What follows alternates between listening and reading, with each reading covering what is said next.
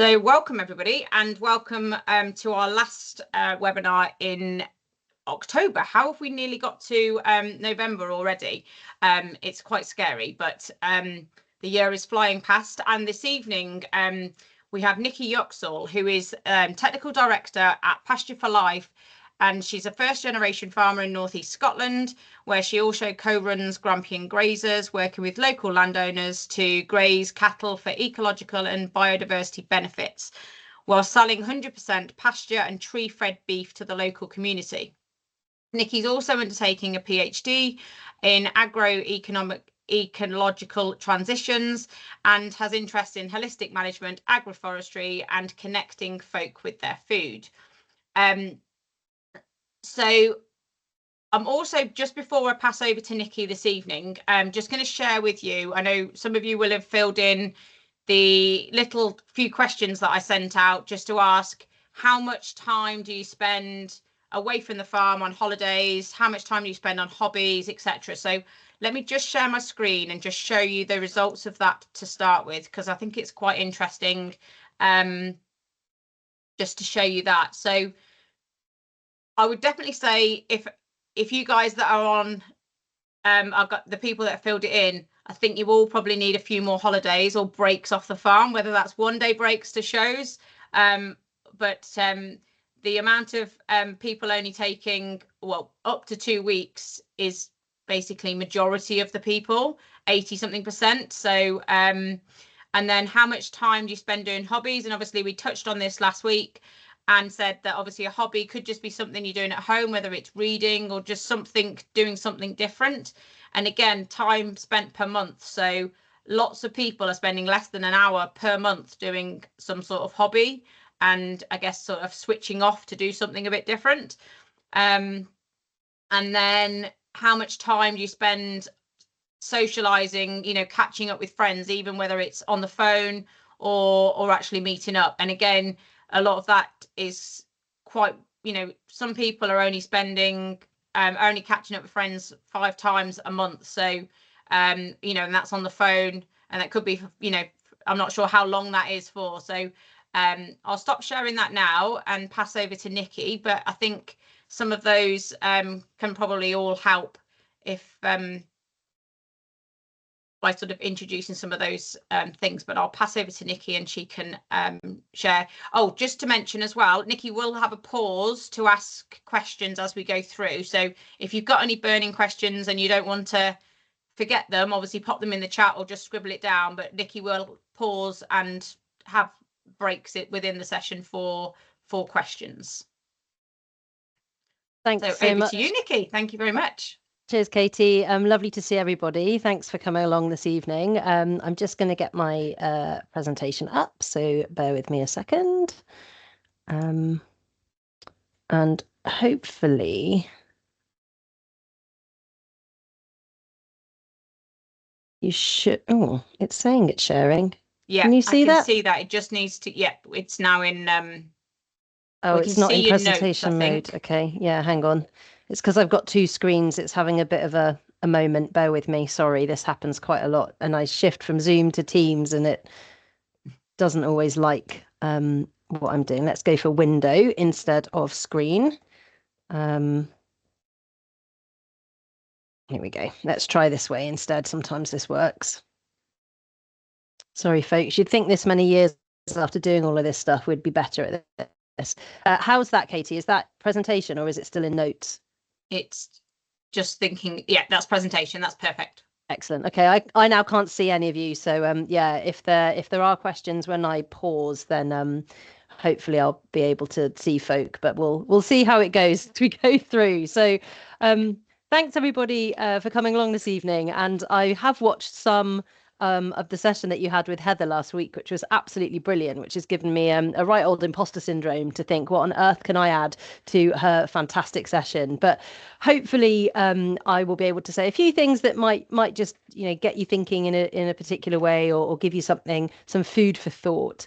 And I think that for me, really, this quote kind of underpins a lot of how I try to make decisions and think about stuff. This idea that it is our decisions, not our conditions, that determine our quality of life. That actually, despite what we think, we often have a hell of a lot more control than we think we do over how we live our life. And it's interesting because, I mean, there's a certain irony of being somebody, as I am, who has ADHD, attention deficit hyperactivity disorder, being invited to speak to a group of people about things like quality of life and to some extent time management, which is a part of that. That irony is not lost on me. But one of the great things about having ADHD is gives us this kind of superpower of being able to see patterns, called enhanced pattern recognition, even has a fancy name. And our brains are kind of constantly scanning to our surroundings, picking up on these subtle details that others might overlook. And when you combine that with hyperfocus, which is a rare but incredibly useful occurrence, then it can be possible to achieve some sort of balance and clarity of purpose. And I hope that may be of some use or at least interest to you today.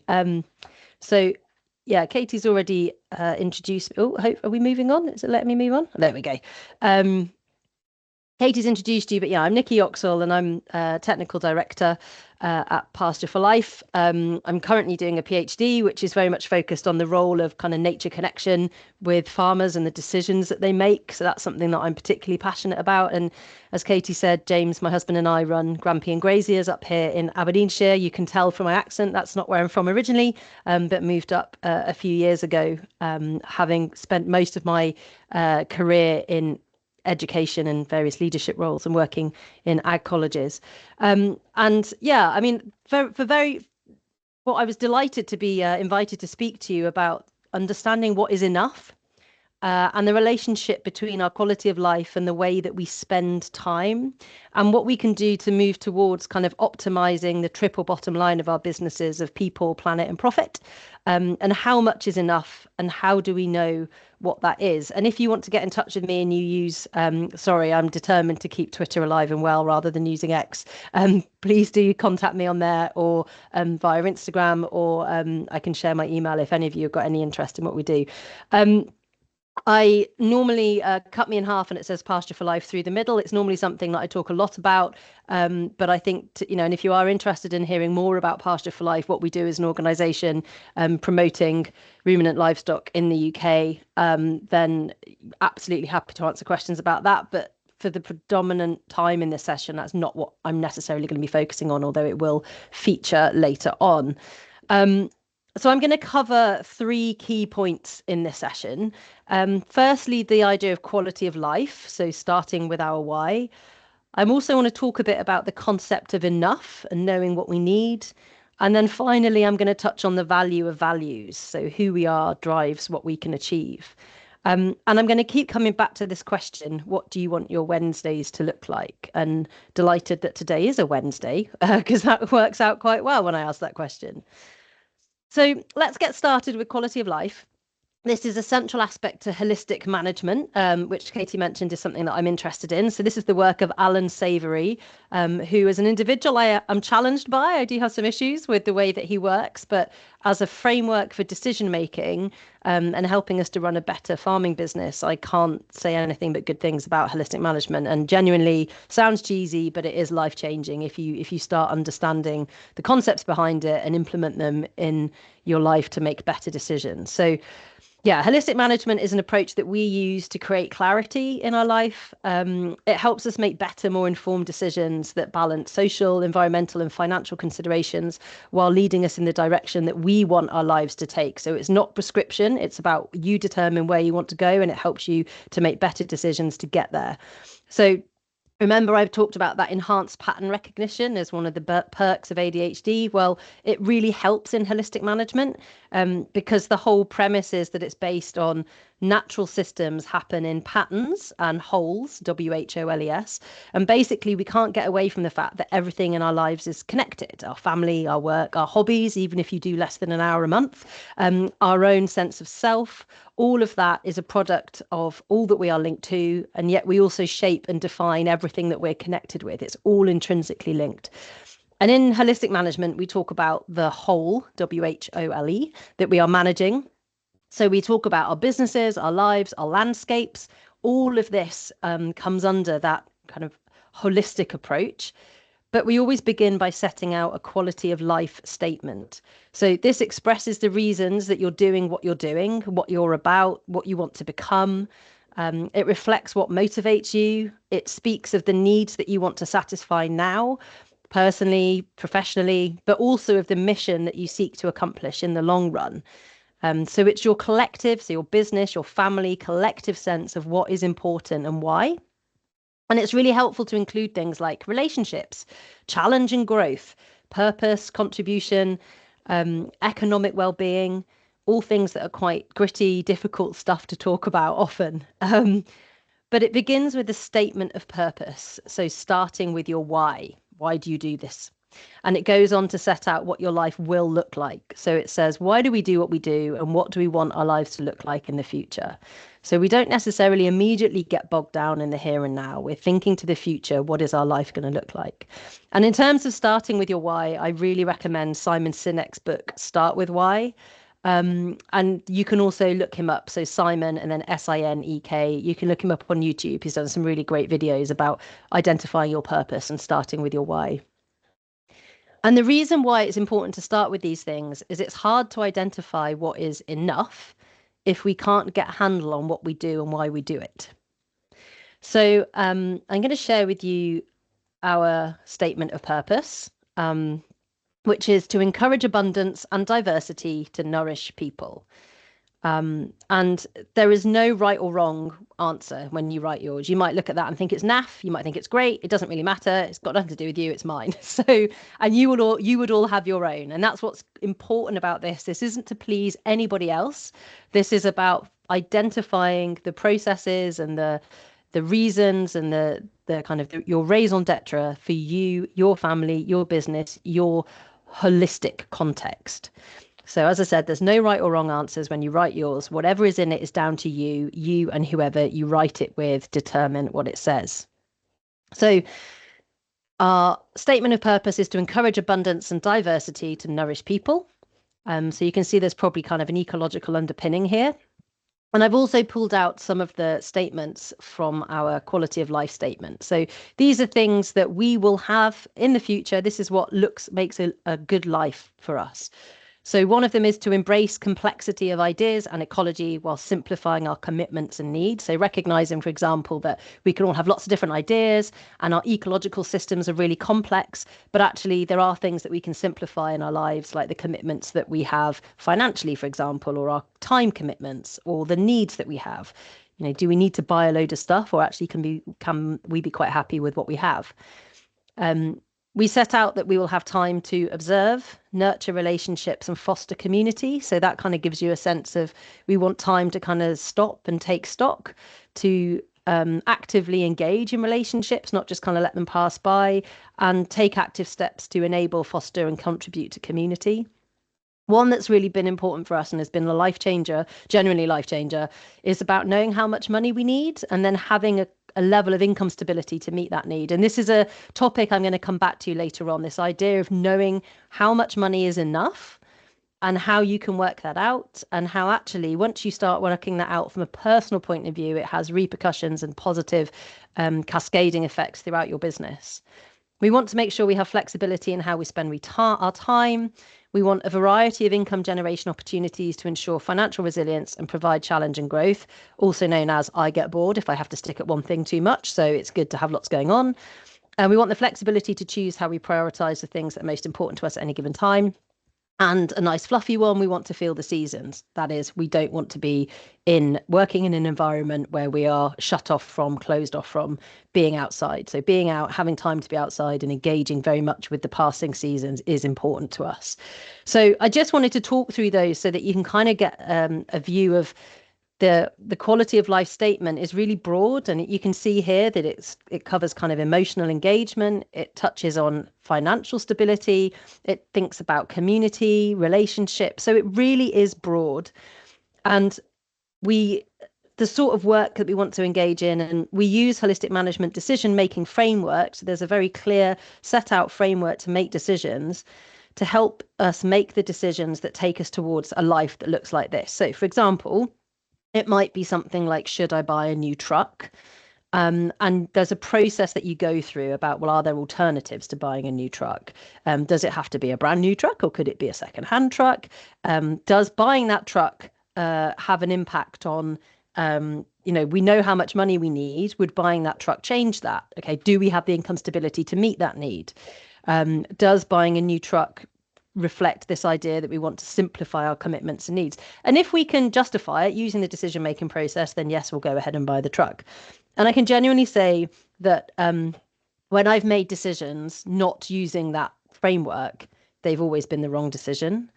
And so we've been using it for about 5 years now, and we're in a better position financially than we have been.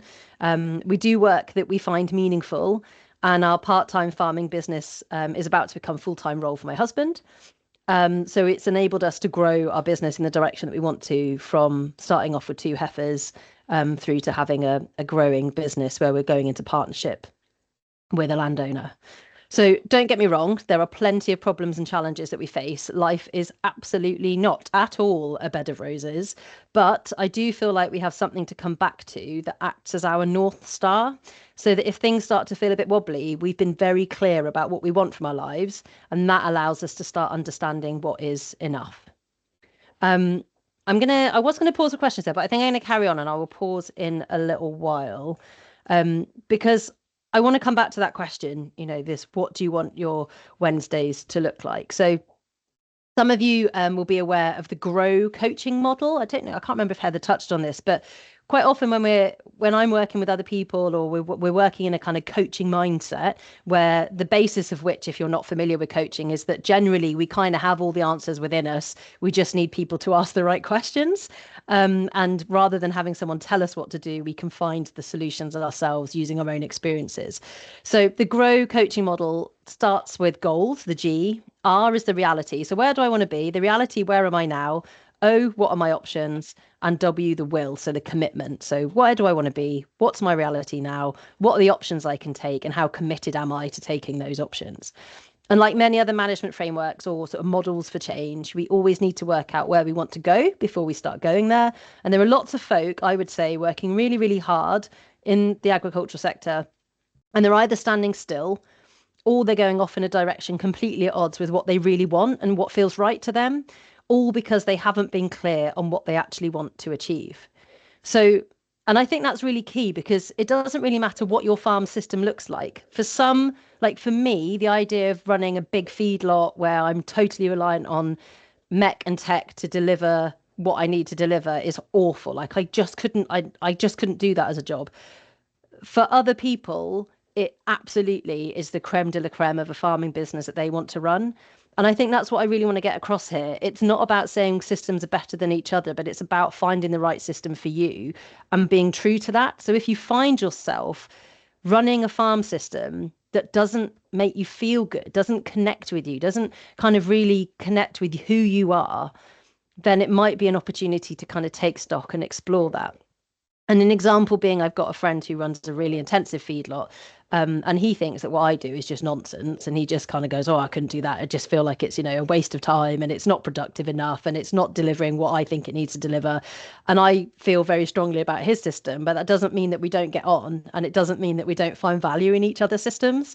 So I think it's really important, and I couldn't go and work on his operation and he couldn't come and work on mine, and that's absolutely fine. And I think that it's really, really important that we really connect with what's right for us, and what kind of systems what do we want our reality to be, and what do we want our goals to be, and where are we now. So the first decision we can make to start taking control of the quality of our life is to get really clear about what that looks like, as I said. So you're creating a vision for the future that taps into your emotions, what you value, and your idea of self is a really powerful exercise.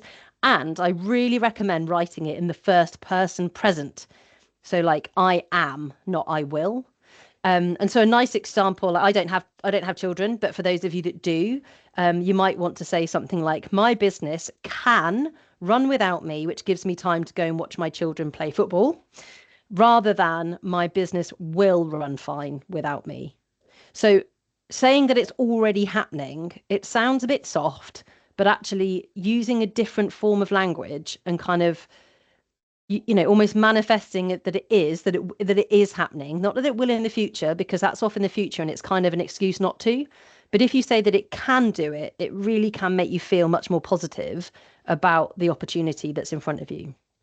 So what I would recommend is sitting down as a family, and as a whoever's in your business. So ideally in holistic management, you have everybody involved in the family, the business, the whole operation kind of sitting down together. But what I would recommend is definitely sit down with your family to do this, because if you can do this in your kind of home setting, that's sometimes the harder one to do. And it might feel weird to begin with, but just start writing a list of what you want your life to look like. And I think Heather touched on this, like, where do you want to be in 10 years' time? Get everyone involved, whoever is in your immediate life, at least your family, to start articulating what this future will be. And there are inevitably going to be throwaway comments like, oh, more money, less work, more sleep, which, to be honest, in this kind of situation aren't really good enough, because we need to get really detailed. More sleep than what? More money than what? Less work than what? What are we going to spend that money on? Okay, so, but use those kind of throwaway comments as a starting point. So, okay, you want more money. So, why do we want that? What will that do? Does it mean that we can pay off debt? Does it mean, so if it was to pay off debt, that would mean that life quality relates to being debt free. So, is that what's really important here? So, actually, it's about being debt free. Does having more money mean that you can pay for a holiday? Because actually, we want to have a break and have quality time together. So always coming back to the why, like, oh, I want more money, but why? Like, what is the underpinning thing there that having more money would help you do, or having more time would help you do, or having less stress? Does it mean that we can make these changes to make capital investments or to move the business in a new direction? Whatever it is, as I said, ask why. And I was really privileged to be invited onto the Pasture Pod podcast with Mike Blanche, and we talked about this a lot, like asking why 5 times. And if any of you have engaged in the Roots to Resilience program that AHTB have been running, they've been very much kind of focusing this idea of asking why 5 times, because it will really start to reveal what's important to you as a family or group. And then get this stuff written down, turn these ideas into clear sentences, put them up somewhere you see them every day, maybe in the farm office or on the fridge or just somewhere. And you can really start evaluating whether decisions you're making are taking you closer to that life or further away. And even if you don't want to go down the route of kind of learning about holistic management, you do have that potential to kind of just, if you're making a decision as a group and then you catch sight of this kind of statement about where you want your life to be, sometimes you can kind of go, well, hang on, is this decision taking us closer to that or further away? And so to come back to my initial question, what do you want your Wednesdays to look like? And I'd really like you to kind of have a think about that, like really actively think, what do I want my Wednesdays to look like? Because when we think about the future, our goals, our aspirations, we often think about the big stuff, like the really big life events, decisions, holidays, all the kind of big hitting things that, make it in the photo album or that we talk about for many years to come: weddings, births, business growth, house purchase, land purchase. But the majority of our lives are made up of the days in between those big events. A whole lot on Mondays, Tuesdays, Wednesdays, and so on. So, do your Wednesdays reflect the quality of life that you aspire to? Did today look like how you want your life to look like? What would need to change to move your Wednesdays closer to what you want your life to look like?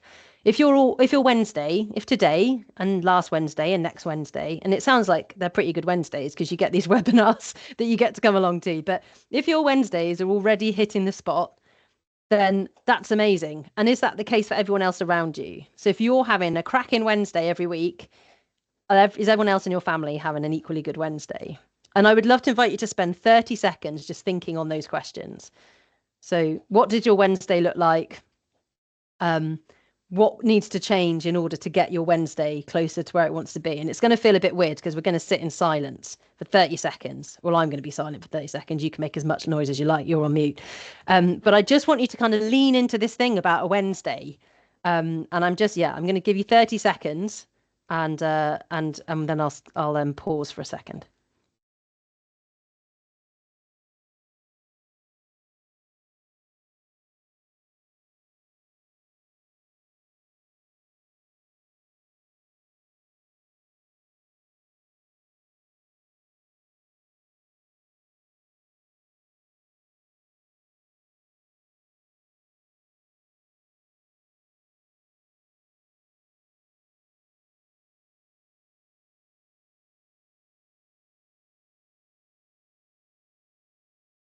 Okay, that's our 30 seconds. God, that felt like a really long time. That's because I'm incredibly impatient. So I'm just going to pause and see if there's any questions before I carry on. Is there anything in the chat, Katie? I can't see everything. I daren't touch anything in case it all falls over. No, there's nothing in the chat. Has anyone got Okay. any questions? You can either use the raise your hand button and I can invite you to unmute, or you can pop something in the chat. Somebody must have a question. No? Nigel. I thought somebody better say something. Oh, you don't have to unless you want to, Nigel, but thanks for jumping in. My Wednesday was pretty good, actually. Oh, good. Oh, What did you do? I went to market, funny enough, and I sold some stock, and you see some friends, which Nice. is important. I mean, I must admit, when I was younger, I never viewed the value of going to market that highly. It's much better to stay home and do something what I would consider useful. But it is important that you keep contact with some of the friends that you have. But at the same time, I would say, in amongst all the stuff that you mentioned, there is the pressure to make a living, and that is ultimately the most important thing of all. And it's the need to make a living, which gives rise to the lack of time that very often we have, because the profitability in the industry we work in is so poor. Yeah, I feel like you've teed up perfectly, Nigel, because I'm going to start talking about money in a second. So it's almost like we'd planned this. But I think you're totally right. The idea of actually taking time to go to the mart and, lean on the side of the ring and have a chat with people, whether you're selling stock or not, or buying or not, actually just having a bit of time or sitting in the cafe and having a cup of tea can be a really, really good thing, right? Particularly if you're on your own on the farm. Yeah, I think that's a really, really nice thing to point out. And I think people really struggled during COVID, didn't they? When marts were closed and things, it was difficult for folk. And you're right. I think there definitely is something about the profitability angle. So I can carry on unless anyone else wants to jump in. If anyone else wants to reflect on their Wednesdays, anybody else having happy Wednesdays that they're enjoying? And thanks, Nigel, for bringing that in. I've got a question here from Rich Thomas. Does the making a living issue get lost between an enterprise being profitable and making enough money to live? The two aren't necessarily the same thing. You're right, Rich. They're not the same thing. And that's exactly where I'm going to come to. I feel like this is just perfectly teed up. These are brilliant questions. And I'm not going to answer it directly. I'm going to just carry on if that's okay. And then we'll maybe, if I don't touch on it enough, bring it back up at the end and we can talk about that in a bit more detail. But you're totally right. There is this thing about the business and the enterprises within the business. And that's definitely something I think that none of us often explore in enough detail. So I'm going to carry on and then I will pause again in a little while. But yeah, we need to understand what is enough. So as farmers, in our farming businesses, we'll often be asking if we have enough. So insert usually expensive thing here, enough land, animals, labor, machinery. And more often than not, the answer to the questions is actually, I think I need more. I need more land, more animals, more grass, more feed, more labor, more time, more energy, more tractors. And I feel like I could pretty much guarantee that in the majority of those situations, having more of those things may well lead to worse, not better outcomes. So there's lots of examples in the dairy sector. I know you guys predominantly beef and sheep, but there are really interesting examples in the dairy sector of where reducing cow numbers increases yield, just because the pressure and the stress, not only on the animals, but on the people in the system is reduced. And so it has beneficial outcomes from a yield and profitability point of view. And there was a brilliant article in the Farmers Weekly last summer about the Roberts who farm in Cornwall, and I maybe they're on this call. I wouldn't know. That would be fun if they were. Who I think reported that their gross margins were 71% higher after cutting cow numbers to help tackle wintering costs and increase pasture rest periods by getting some support from precision grazing. So And at Pasture for Life, we see this all the time, that the reduction in animals leads to more profitable farms. For us, we currently actually, I think, have the smallest number of animals we've had in a little while, but much better cash flow just now and money ready to invest in this new opportunity that we have coming up this spring.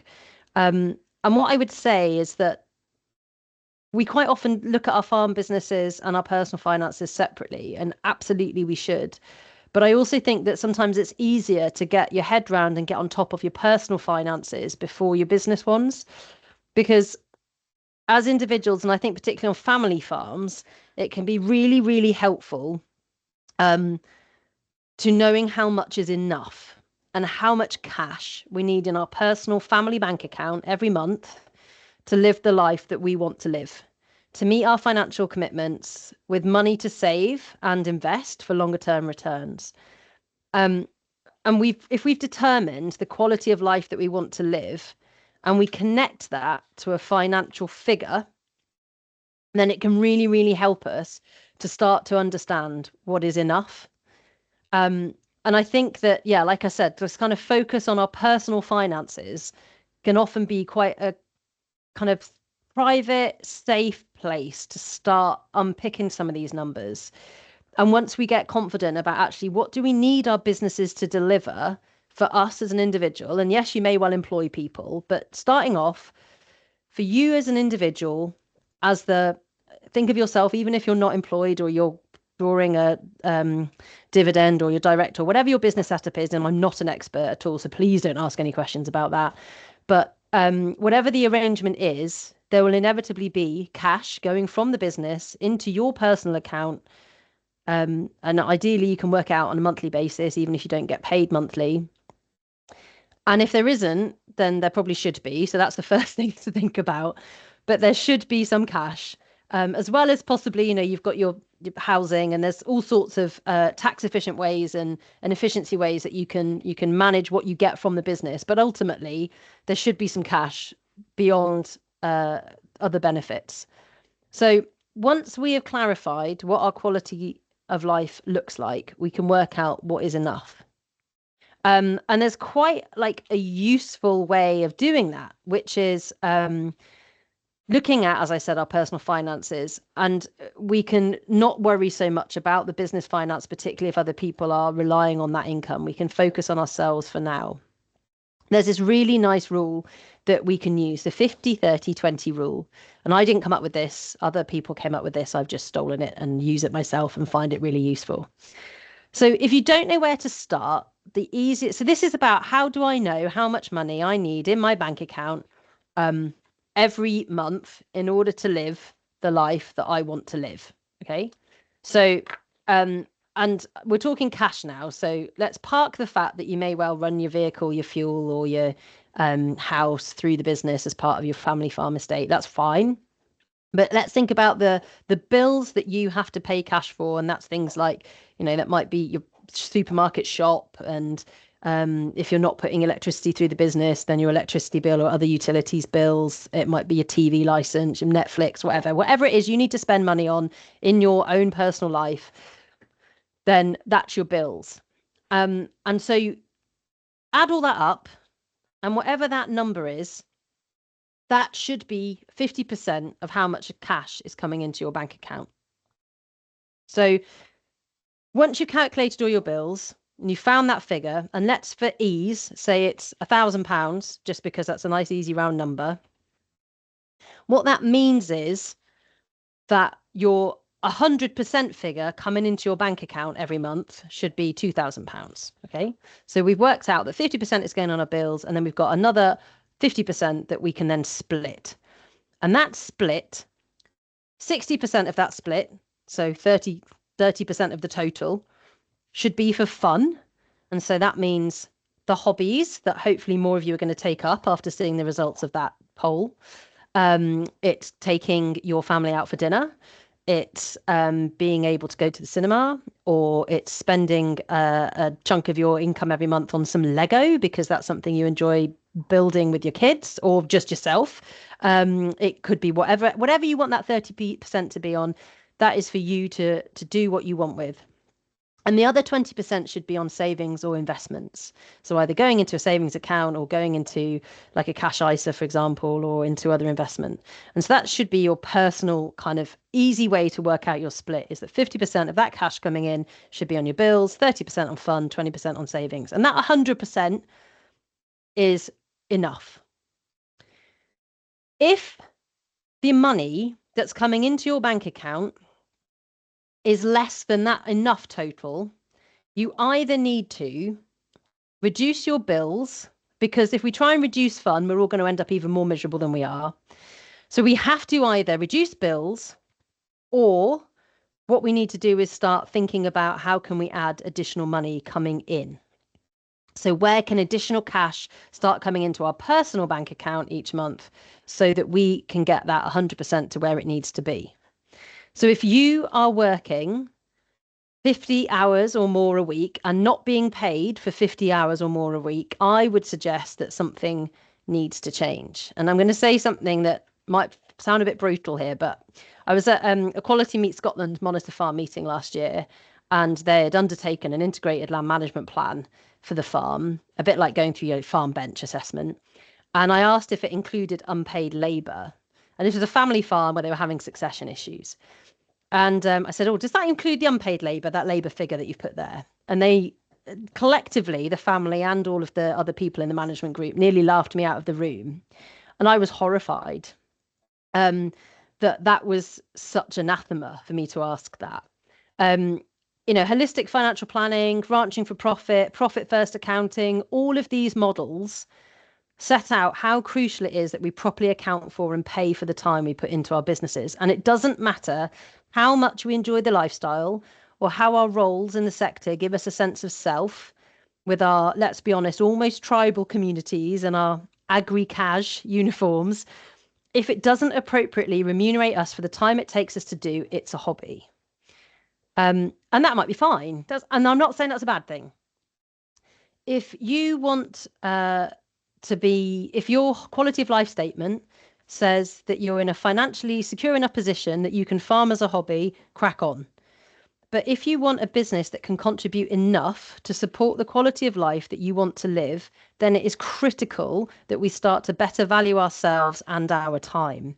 Because if we don't value our time, why would anybody else value it?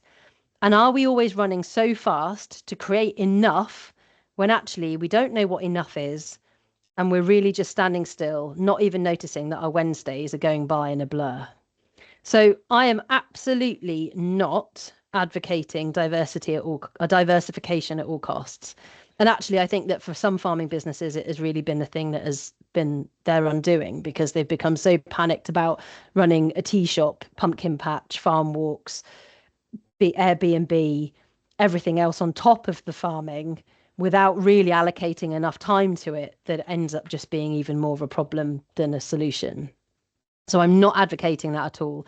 And I firmly believe, and this comes to your point, Rich, that every enterprise on a farm or as part of a collection of enterprises attached to a business or a family has to stand on its own 2 feet. So it might not offer a full-time salary, but if you're doing part-time hours for part-time pay, that is absolutely fine. And you wouldn't expect your employees really to do anything different. And if you are expecting your employees to do full-time work for part-time pay, then, there's a real problem there.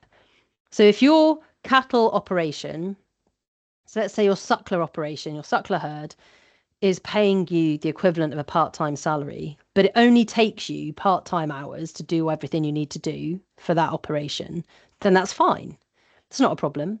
Because actually, in the other time that you've got, you could be doing something else. Or if that part-time salary is enough for you to live on, if that's your enough figure, then that's fine. That's absolutely fine. But if you know what your enough figure is, and then your operation can pay you that much, and it's part-time, then that's fine. If your suckler beef operation is paying you a part-time salary, but it's taking you 50 hours a week to do it, you're paying yourself significantly less and you're valuing yourself significantly less. So when we ask other people to value us, when we ask the rest of the supply chain to value us, quite often we've got away with it, or they've got away with it, because we've been offering so much of our time for free. So having these individual enterprises that stand on their own 2 feet in terms of the time it takes to do them is what's key here. It's not about saying that, oh, it's all right, we can have a loss-making suckler beef operation because our bed and breakfast is, keeping us all afloat. Really look into, and I'm sure many of you are doing this anyway, but really look into the viability of each of those parts of the business, each of those enterprises in relation to the time it takes you to do them. Because time is really the only thing that, for most of us is actually a bit of a limiting factor. And having 3 or 4 enterprises or income opportunities that stack to provide you with enough is grand. That's great. There's not a problem with that. For some people, there's a pride issue, wanting to be a full-time farmer.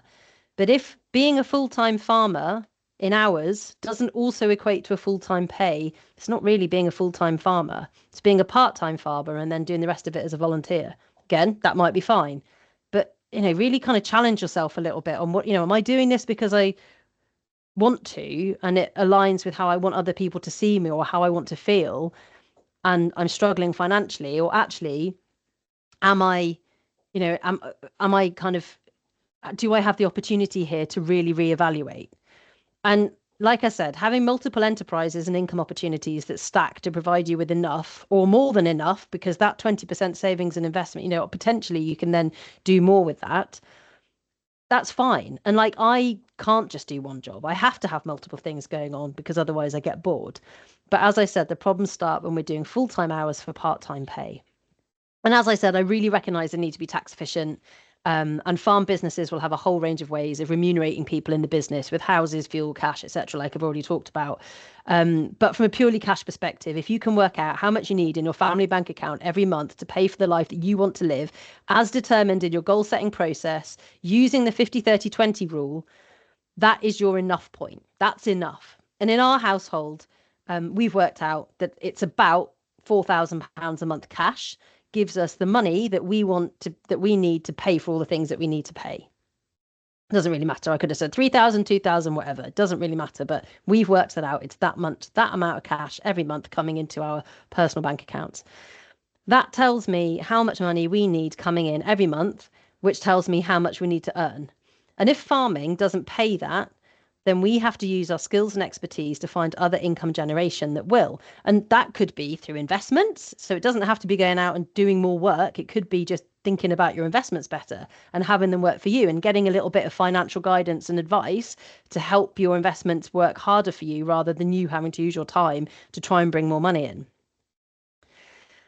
And as I said, if we farm full time, that we need to make sure we get paid full time. Particularly as new entrants who don't have we don't have anything to inherit as a farm. We don't, our business is what it is. And we've had to build everything up from nothing. And at the end of it, we're not in a position to be able to buy land. So we have to work in collaboration with landowners. And so for us, it's not that it's a kind of, the long-term investment in what we do doesn't then leave us with this kind of solid hard asset or capital asset. It will ultimately have to be liquidated into cash in the future. Nikki, there is a question in the chat and sure. Nigel's got his hand up. I didn't know if you wanted to take those now. Yeah, sure, I will. I'll just read you the one from Paul. There is two there, but I think I'll combine the two. So for family farms, like many industries today, labour is the big issue. It's impossible to get casual labour, stockmen, drivers, whatever. It's so very hard for them to take any time off because no one seems interested in manual work. And then the other one's really more of a statement. So I'll let you answer that one. Yeah, I think you're right. It's a real challenge. It's a massive issue. And it's definitely something that so many people we talk to. And I think particularly a combination, if you like, of Brexit, which reduces obviously the labour coming from other parts of the EU. But then also I saw some stats the other day talking about how high the out of work numbers are in the UK at the moment, particularly in relation to people on long-term sickness benefits compared to other similar countries in the world. And ours is kind of astronomically high compared to other places. So there's definitely challenges societally and culturally around that. And I guess in terms of like, what do you do about that?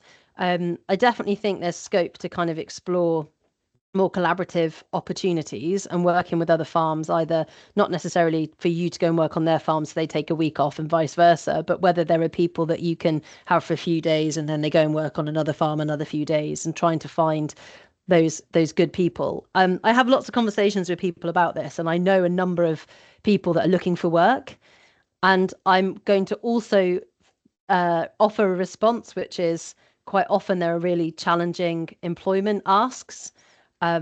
So I do think there's an opportunity for everyone who is an employer to think about the quality of employment that they are offering. And I mentioned earlier the idea about, asking people to work. If you're a family farm and you're making decisions where you feel that it's appropriate to put your own time or weekend time or additional hours into the business because you can see that pays off in terms of long-term capital investment, long-term investment in that capital asset, that's not the same for the employee. And I do believe that there are too many farms who expect their employees to farm as if they were the person who owns the farm. And I think that sometimes that, and I've seen so many examples of that, and I'm not suggesting any of you are doing that, but I see so many examples of it where family farm owners particularly, will get really frustrated that so-and-so isn't willing to come out on a Saturday and do X, Y, and Z. Well, actually, that's the day that you'd agreed with them. That was the day off, and asking them to work harder on a time that you've agreed that they wouldn't be is, maybe it's not fair. So I do think there's something about, we can only control the things that we can have control of. And if I come back to this statement that I started off with, which is, that it's our decisions, not our conditions, that determine the quality of our life, we can all make better decisions. And sometimes we have to find ways to address those. I mean, we managed to find, I think the other thing is also about having a simpler system. And so we managed to take time off, and we have people that come in and sort of farm sit for us, and we make sure that the system is simple enough that they can take that on for us. And I know somebody else who, their system, they really, they're very committed, for example, to like outwintering and not having any housing because the cost is too much to bear. They just feel it reduces the profitability of their business. But they want to make sure every winter that they can take 2 weeks off because it's really important for their mental health. They really struggle in the dark time of the winter. They want to go away for a couple of weeks with their family. And so for those few weeks, they will house all their animals because it's easier to get someone in to do that, to manage housed animals than it is worrying about them, not moving the electric fences right and, making bad decisions and messing up the fields. So I think there's something about, the systems that we create for the staff, for people to come in short term. And I think that there are always solutions to these issues. And it's very context dependent, of course, but I do think that there are opportunities that we can all explore without, we just have to make different decisions. And I think that you're probably thinking, oh, it's easy for you to say that. And it is, but I do believe that, that is the case. There are things that we can't change. So what are the things that we can control? What can we adjust to try and either make the proposition more attractive or simpler or easier? Was there another question? Sorry, Katie. I think we want to try and keep the response to this one brief, but the other one is, until the society at a global level recognises sustainable food cannot be produced on unsustainable returns, and farmers around the planet are getting a fair wage. But we've also got to remember there that our beef price, I think, is the highest in the world right now. Yeah. So if we can't make a profit and yet beef price is the highest in the world, again, I'll let you put your thoughts on that, Nikki. Totally, Katie. And I think, I've come here probably and I'm going to say some challenging things, and you probably will go away and grumbling at me, but I agree, the beef price, I don't know, we put some away the other week and, it was like minimum 5.20 and, they weren't even farm assured or anything like that. And it was just shift some stock, and 5.20 a kilo didn't really cost me anything to get them there because the system is so simple. And I think that's the thing, isn't it? It's about, if we've got these highest prices globally, to kind of say that it's not possible. We see it time and again within Pasture for Life, which as a system for our certified farms forces a reduction in inputs essentially. And we just see it time and again that there is some, the financial benefits. And I'm going to touch on those in a second. So maybe I'll just carry on. Or did someone have their hand up? Sorry, before I carry on. Yeah, Nigel. Sorry, Nigel, did you want to come in and I'll... Yeah, Okay. about enough, Yeah. really, and making a living from the farm. And this would probably apply largely to owner occupiers, particularly ones that have been in multi-generational businesses. And there's always a pressure. You're always aware that you're sat on quite a sizable asset. Mm-hmm. So even though your income is diabolical, you know that you were sat on an asset. And if it's a multi-generational business, then you tend to feel that there's a pressure on you to make sure that the business survives on into the future. Mm-hmm. Because what you said earlier about part-time work, part-time pay for full-time work, if you take that as logical conclusion, then you pack up. You would have no option. So the people, people will accept that a very little is enough because of the pressures they feel to maintain their asset that they've inherited. Yeah, I think that's a really good point. I'm going to turn it on its head though and say that, do you want to feel that pressure? And it sounds like quite a stressful situation to be in. And actually, if it isn't enough and you've got that asset, are there other ways that you can leverage the value of that asset to deliver a return that enables you to continue to maintain that asset? And I think, we did just a bit of a plug, but on the 5th of November, so I think that's next week, we have been working with AHDB on a bale grazing field lab supported by Innovative Farmers. We've had 7 farms across the UK that have been bale grazing, so outwintering and using bale grazing. Some of them up to 6 years, but some of them only for the last 2 or 3 years. And we've been doing lots of kind of soil health assessments and all sorts of things and forage assessment as a result of bale grazing. But AHDB came in and funded a cost benefit analysis. And it was really fascinating. And I won't give away all the spoilers because you'll need to sign up for the webinar next week to hear more. But they talked about the fact that, for quite a few people where they're not having that housing cost, suddenly they're able to use those assets in a different way. And it's the opportunity cost that I think that we quite often miss out on and we don't think about, and using and doing things in a way that, I talked earlier about diversification can be really crippling to businesses, because what people they don't diversify. What they do is just stack and stack and stack and stack and try and do even more jobs in a day, rather than actually freeing up and really understanding the business case for something and cutting back on something else. So I think there is a question about, how do you use those assets? So if you're not wintering in your shed anymore, can you charge it out to someone to store caravans in, or boats, or whatever it is that makes sense in your local area? Are there things that you can do that take minimal effort from you, that maybe even are managed externally, but allow you to bring in an income to some extent that's passive, so that you can still leverage value? And that comes from shifting the system. So I'm gonna carry on, and then I'll stop again for questions. But I think, I'm coming to this point about the kind of the finances, which, if we're, like I said, if the farming doesn't pay that, then we need to use our skills and expertise to find that other income generation. And if we farm full time, and we need to make sure we get paid full time, and we undertake a lot of benchmarking activity as part of the research work we do at Pasture for Life. And some of that is through Farm Bench, but we're also involved in a number of big research projects that have been doing a lot of number crunching on a lot of farms. And what I always find fascinating is that the farms that rely on fully employed labour all have much better financial outcomes than those where free labour is the norm. So when we look at farms where there is no free labour and all labour is paid for, they are so much more financially viable, healthy, profitable than those where there's lots and lots of free labour in the system. And if you want to volunteer in your own business, and I've said this, and are okay with that, and you have enough to live the life that you want, then brilliant, crack on. I definitely do that at times.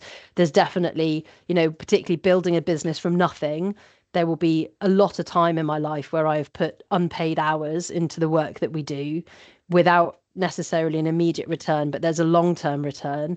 But what I will say is that there is always enough cash in the bank so that this 50, 30, 20 is being utilised. And doing it when there isn't the money coming in is where there is a problem, because if you don't have enough money in your personal finances to stay afloat, you will be so stressed, so worried, so unable to focus on anything else because you haven't got enough.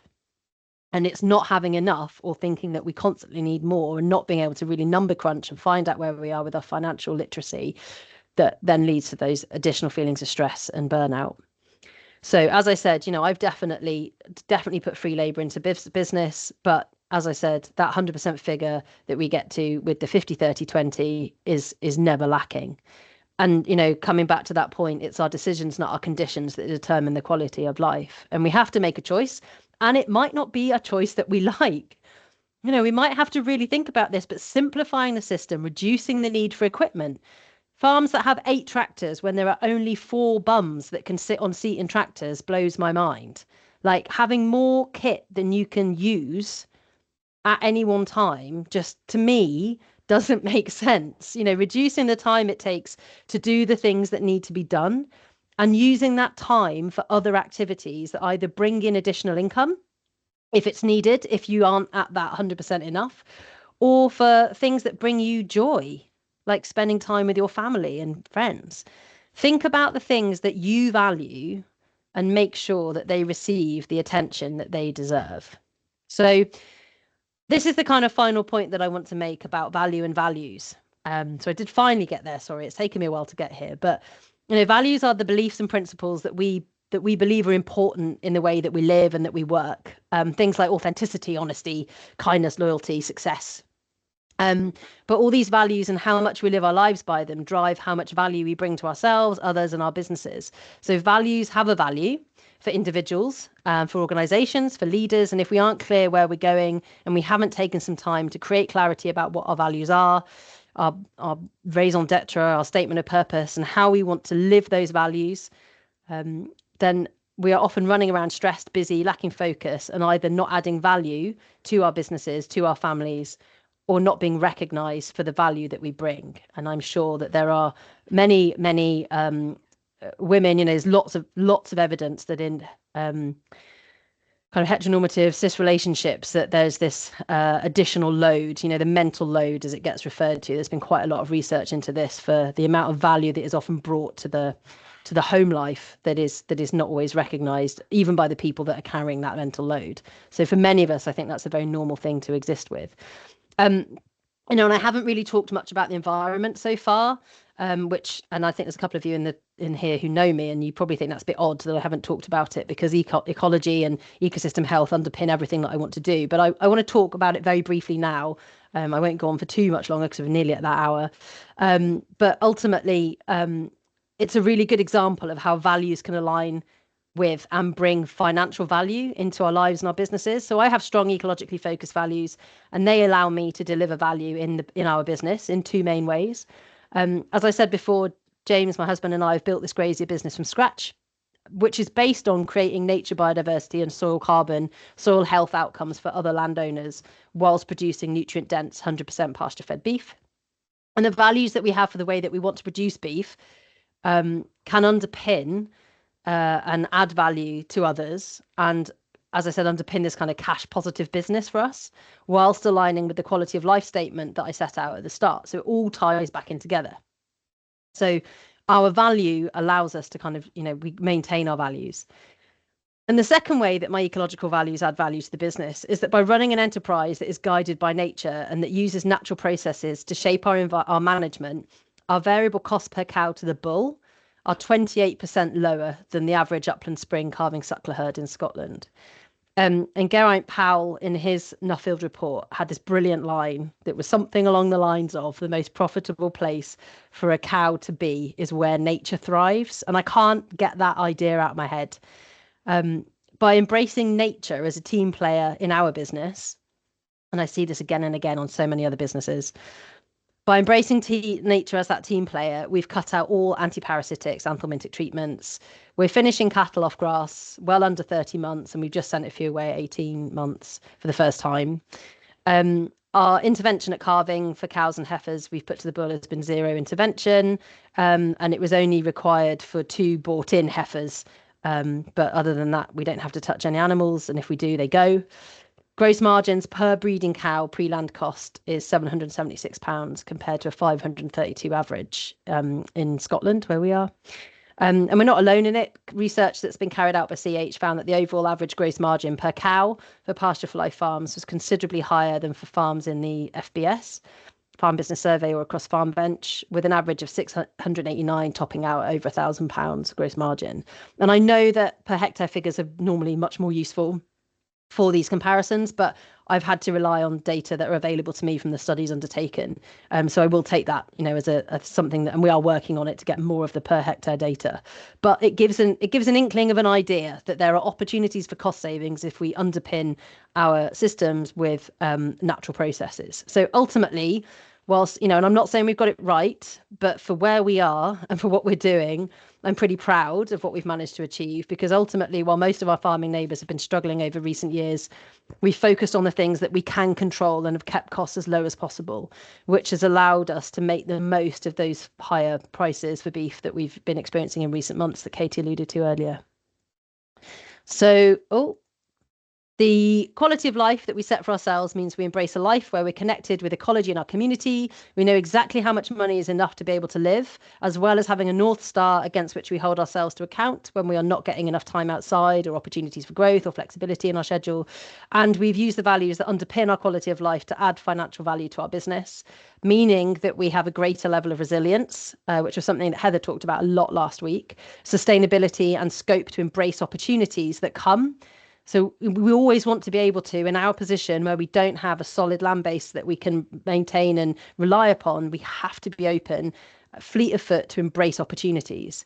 And if we didn't have that framework, I don't think that we could. And ultimately, it means that my Wednesdays can look like this, where I've spent first thing this morning going out moving a mob of cattle, spending the rest of my day with my Pasture for Life job, working with lots of different researchers and meeting with some really interesting data scientists today, and then getting to come and do stuff like this in the evening. So I'll stop there. Thanks, Nikki. Has anyone got any questions? Please use the raise your hand function, or type it in the chat if you'd rather not, or if you haven't got any volume, etc. on your laptops, because I know that some people haven't. Someone must have a question, comment, thought. Eric, hi, Eric. If you just unmute yourself, Eric.